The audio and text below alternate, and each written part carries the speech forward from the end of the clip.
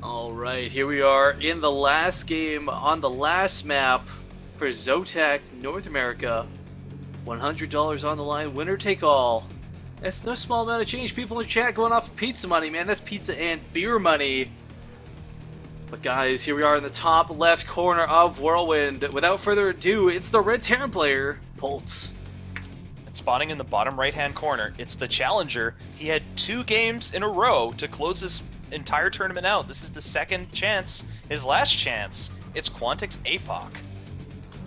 Now I would like to shout out too, since this is the last game. Guys, this is Rifkin. I'm casting with Gary Oak. Hopefully if you're watching this on YouTube, you go back to our Twitch channel and check some of the map intros you may have missed out on due to copyright. I said, whatever.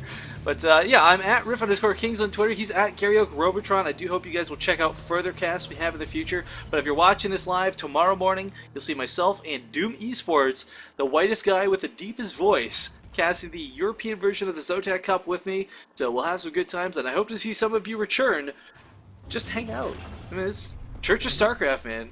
Let the gospel flow through you. And while we're doing shoutouts, I'd like to shout out Wise Pigeon in chat saying $100 incoming, and yes, that is correct, because this is the last game of the tournament, so no matter who wins or loses, someone's getting $100. Someone's going home second place. The really important part about this, too, to consider is whether you come grand first place in a ZOTAC Cup or whether you make it to the second place in the finals. Either way, ZOTAC has their own little point system that tallies up, and you want to get as many points as possible to be invited to the monthly finals. Guys, the monthly finals are an €800 prize pool. For those who don't know, a euro is worth a bit more than $1. And what are you doing? Are you shaving yourself? What's that sound? Shaving. I'm shaving. But yeah, so I mean, Polt recently played versus Snoots, walked away with 200 because unfortunately he could only get second place, Gary Oak. But still, recently getting €200, he's potentially up for another $100 today. This is better than a part-time job. Yeah, it is. No kidding. Just be really freaking good at StarCraft, and there you go.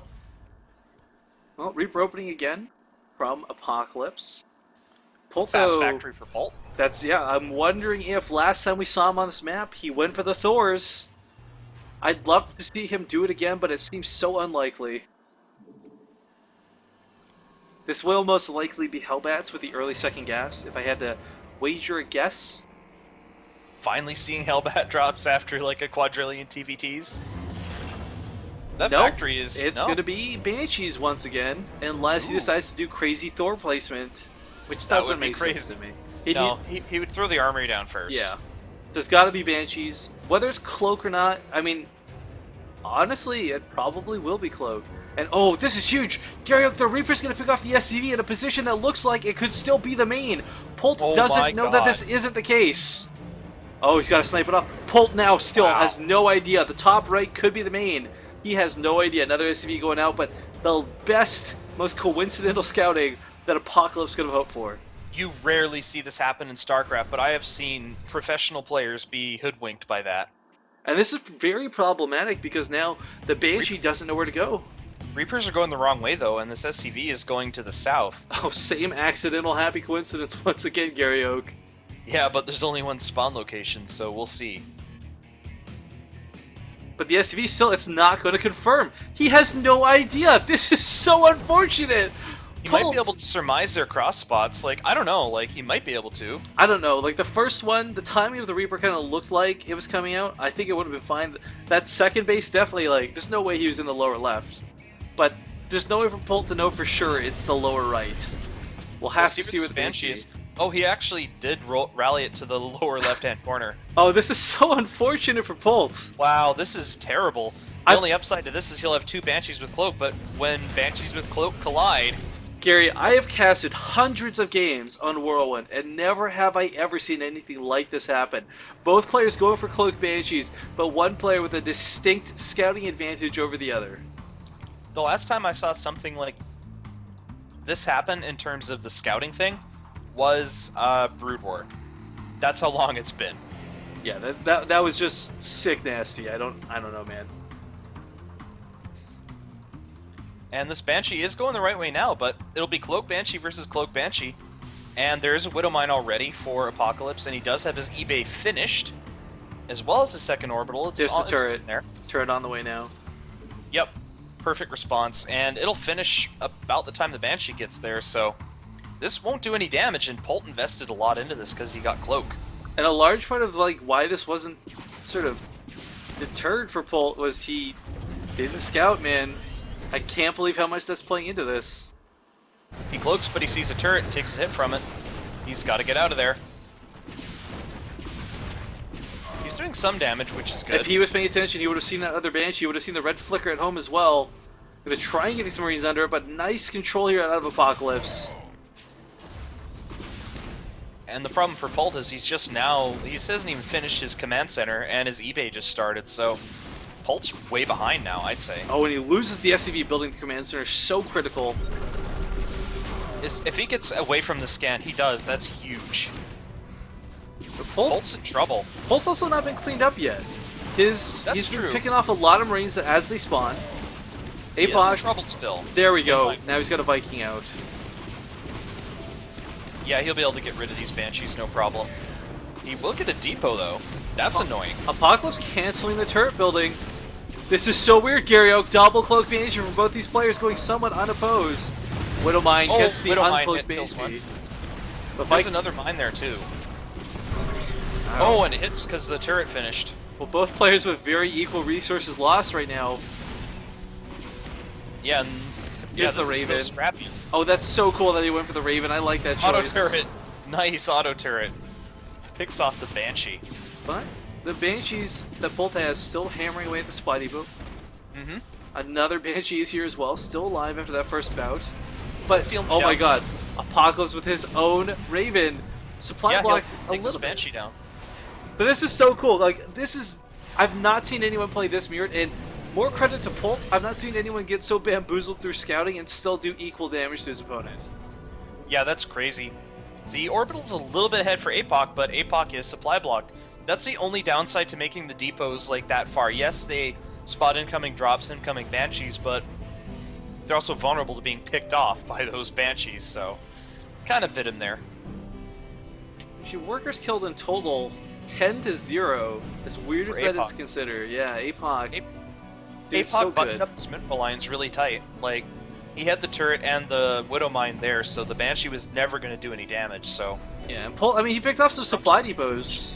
He did structural and army damage as opposed to economic. And you can argue that doing damage to the army is better, like... Especially in 2010, early 2011, when Terran always Banshee rushed each other, you'd always see the Korean Terrans pick off the Marines instead of, like, specifically instead of SCVs, whereas foreigners picked off the SCVs first. Different philosophies. Oh, Polt's... Oh, this Banshee with 8 health barely gets away. That was close. We even have the same text. Gary Oak, I would say, honestly, the same person is playing against the same person right now. The decision-making, the build order, it's all been so similar, it's eerie.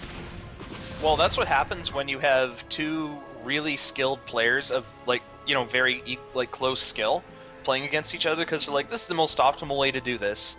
And you see completely mirrored builds, like, Brood War TBTs were like this all the time, where you'd have completely identical builds for, like, 10 minutes. It was ridiculous. Oh, well, some really awkward Widow Mines go unseen, and vice versa with the army.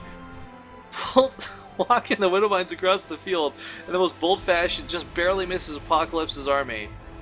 Now he is, I gotta say, Polt, look at what's on the field. I think Polt can hold this, no problemo.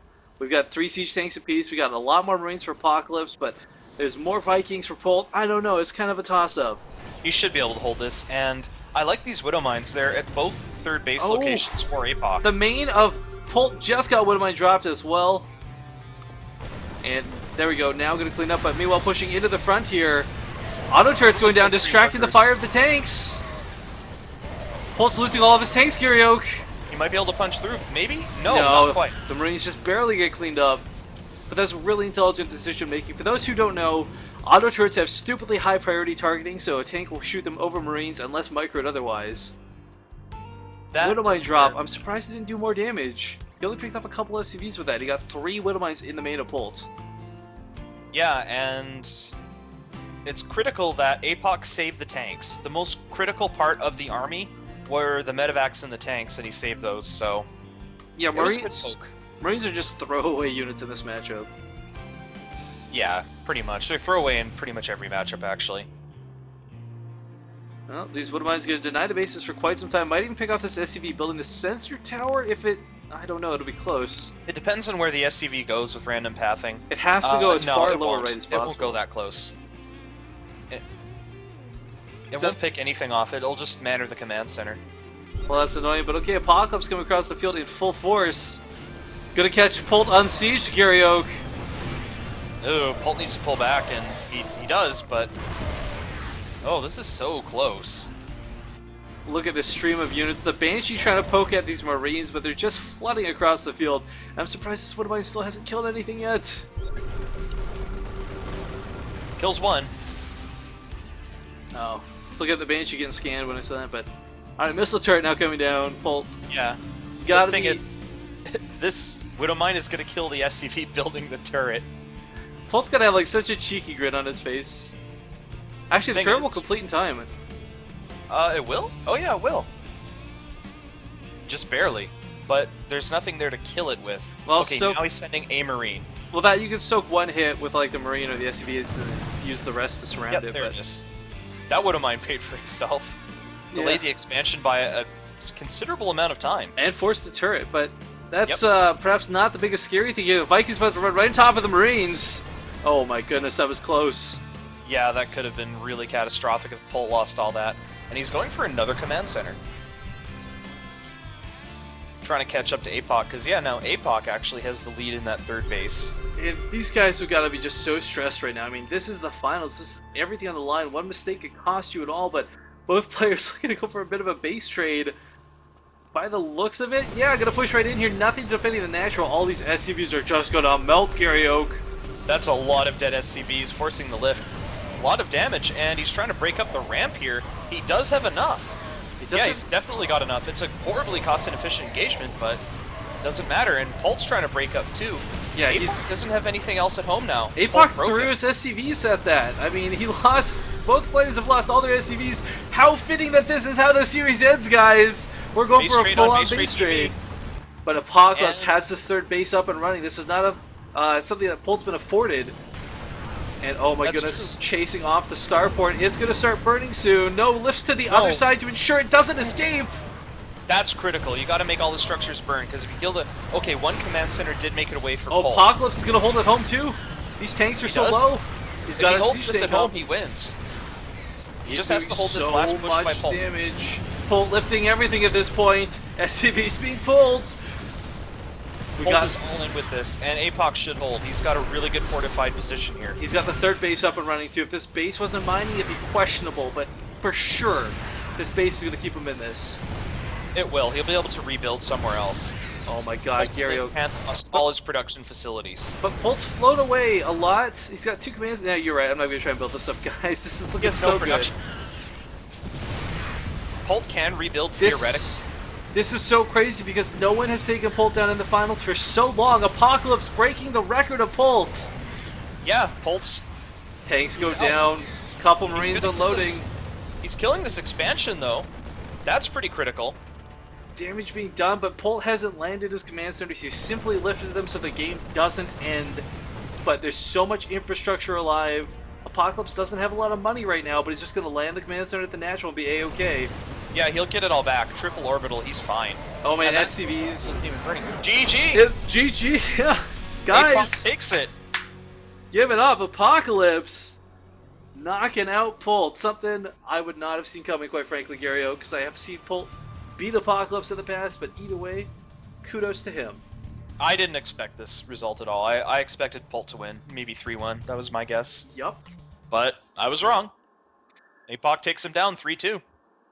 APOC's a pretty good player. Thumbs up to Apocalypse. Really well done, man. $100 going in his pocket for today. Polt gonna have to just not order pizza, I guess.